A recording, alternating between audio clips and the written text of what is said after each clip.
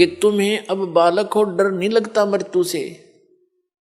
तुम ये सोच रहे हो नहीं, आदमी 100 वर्ष तो जीवित रहता ही है व्यक्ति, और जो यही आशा लेकर जी रहा था 20 वर्ष का मर गया, कोई 30 का मर गया, कोई 5 वर्ष का मर गया, उसको तो हम इत्तेफाक मानते हैं। तो वो इत्तेफाक क्या आप पर लागू नहीं हो सकता? वहां बुद्धि काम करती नहीं, क्योंकि हम अबोध बालक हैं। तो उसके लिए इस ज्ञान की आवश्यकता पड़ती है। फिर आपकी रुचि न्यारी बनेगी समाज से, और आपका रह रहकर सत्संग में आने को दिल करेगा।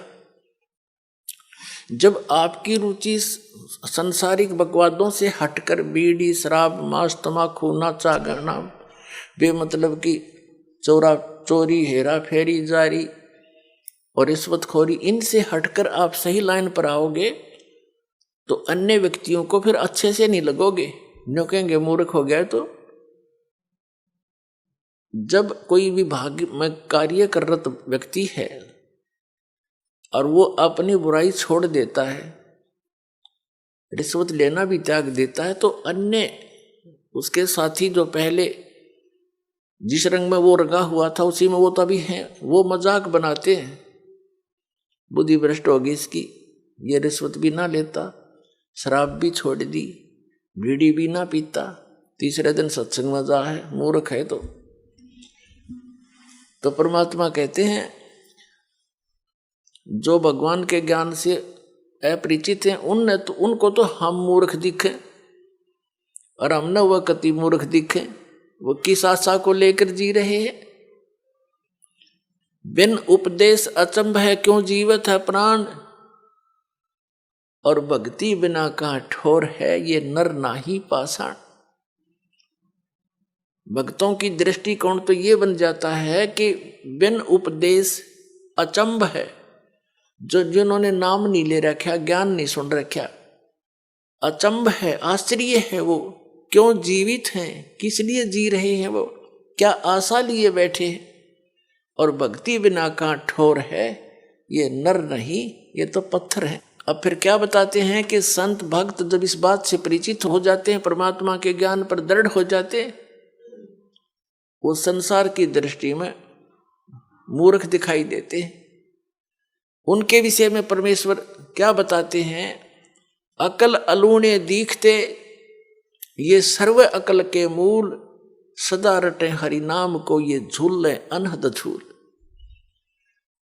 संसार को जो ये अकल अलूणे दिखते हैं, अकल अलूणे माने बिना अकल के आदमी, और ये तो सर्व अकल के मूल, ये सभी बुद्धि के, अकल के, ज्ञान की जड़ है इनके पास, इन्हें सब कुछ जान लिया। और लोग इसने अकल अलूणे के हैं, बिना अकल के सत्संग में जाते हैं, पैसा बर्बाद करते हैं, काम छोड़ देते हैं, हर दो सारा दिन वही घर पे रहते हैं, सारा कुछ सारा जीवन उसी पर लगा देते हैं। एक झटका लगते ही 50,000 की हानि हो जाती है, कोई भैंस मर जाती है, फसल नष्ट हो जाती है, कोई बच्चा बीमार हो जाता है, वो गया सारा कमाया। और हम परमात्मा की शरण में आएंगे, ये घटनाएं बचेंगी हमारी, तो हमें तो लाभ हो यार, परमात्मा मिलेगा वो अलग से लाभ हमारे को। तो कहने का भाव ये है कि वो वहां पर रहते हैं और तो भी हानि हो जाती है, और परमात्मा की शरण में जो आते हैं, सच्चे दिल से चलते हैं, उनके वारे न्यारे होया करें। जब भक्ताएं का हानि होगी फिर भक्ति कौन करेगा? जरूरत नहीं फिर भक्ति की, आगे खड़ा पाओगा परमात्मा। बहुत से ऐसे प्रमाण हैं, लेकिन हम उनको थोड़ा सा अवॉइड ही कर लेते हैं कि ऐसा तो वैसे भी हो गया होगा, ऐसा हो गया होगा। एक भक्त बता रहा था जी, मैं उधर से तो सत्संग का समय आ गया और खेत में सिंचाई भी करनी अनिवार्य थी, तो मैंने सोचा चल देखी जागी, बच्चों को कहा अभी देख लियो, टाइम मिला तो तुम अपना काम संभाल लेना। मैं यहां आ गया, सत्संग में आ गया, और जिस दिन मैं सत्संग में आया उसी दिन नहर से पानी लगाना था, वह नहर बंद होगी। किसी कारण से कि तब ब्रीच होगी उसमें, जिस कारण से वह बंद होगी, कुछ भी कारण बना। चिंता तो सता रही थी कि पानी वार गया, उसका जमीन फसल खराब होगी। कोई बात नहीं, परमात्मा और देगा कि तय कहे, क्योंकि ज्ञान यहाँ आने से बहुत सांत्वना मिलती है इस आत्मा को जो सदा भटकती रहती है। सत्संग सुनकर 2-3 दिन वो गया, फिर वापस पता चला कि उस दिन नहर नहीं आई, पानी ही नहीं था। और 4 दिन के बाद फिर आ गई, और उसी के वार में आ गई, वो फिर पड़ गया 4 दिन के बाद। तो ये चाहे इत्तेफाक हो, पर उसका दृढ़ पक्का विश्वास हो गया कि सचमुच भगवान जो चाहे सो कर दे। तो इस तरह की घटना हमारा गेल घटा करेंगी, क्योंकि भगवान ऐसा ही काम करता है। अपने जन के लिए कहते सोशल सिद्धर मैं करूं अपने जन के काज, एक मेरे ऊपर विश्वास तो करके देखो। सर नमस्कार। नमस्कार जी। सर क्या नाम है आपका? रवि कुमार। रवि कुमार जी कहाँ से आए हैं आप? गांव भेरिया, तहसील पीवा, डिस्ट्रिक्ट कुरुक्षेत्र, हरियाणा से जी। तो सर हम आपसे ये पूछना चाहते हैं कि आपको संत रामपाल जी महाराज से नाम दीक्षा लेने के बाद क्या लाभ मिले? संत रामपाल जी महाराज से दीक्षा लेने के बाद मुझे शारीरिक लाभ, आर्थिक और भौतिक सभी प्रकार के लाभ हुए।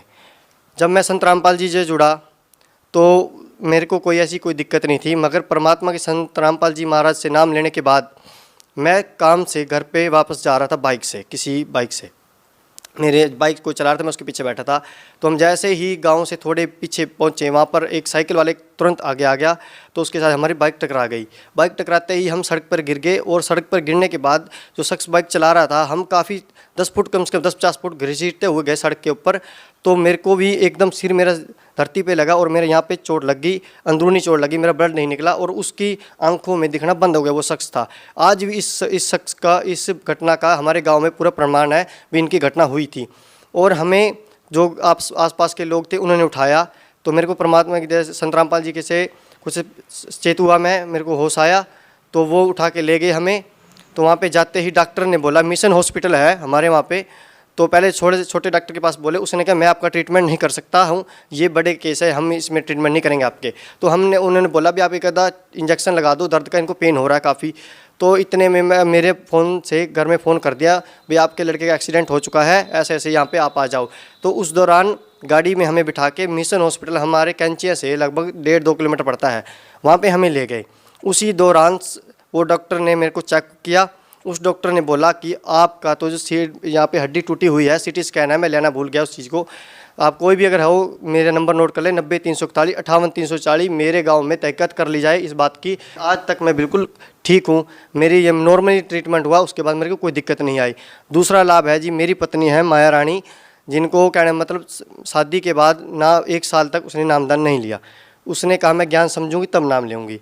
मैंने कहा ठीक है, मैं परमात्मा कहते हैं किसी को बाय फोर्स नाम नहीं दिवाया जा सकता, कोई ज्ञान को समझेगा तो ही नाम लेगा। मैं ठीक है। साल उसने सत्संग देखा, ज्ञान गंगा पढ़ी, तो ज्ञान लेने से पहले उसको एक बार गर्भ हुआ तो वो गर्भ खराब हो गया। तो उसने कहा मैं संत रामपाल जी से नाम दीक्षा तब लूँगी जब मेरा एक बार गर्भ हो जाए।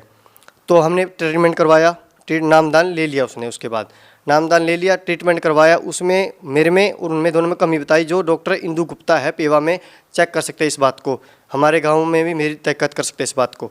उसके बाद परमात्मा ने उसकी कृपा करी, तो उसका भी आज 7 महीने का गर्भ है। ये परमात्मा ने हमें, और भी ऐसे छोटे मोटे चमत्कार होते रहते हैं। सर और क्या लाभ मिले संत रामपाल जी महाराज से नाम दीक्षा लेने के बाद?